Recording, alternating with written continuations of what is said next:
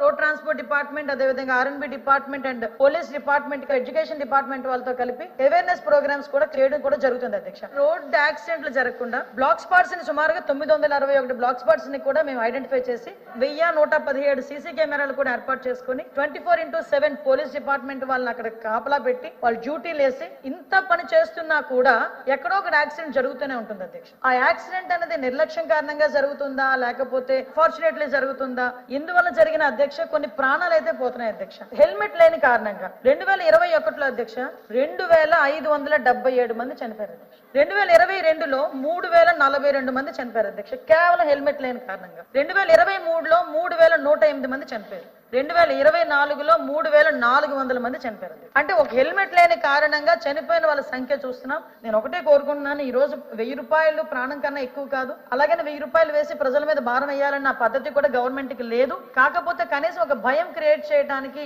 కనీసం వాళ్ళకు ఒక బాధ్యత క్రియేట్ చేయడానికి ఆ ఒక్క విషయంలోని గవర్నమెంట్ కూడా తీసుకుంటుంది.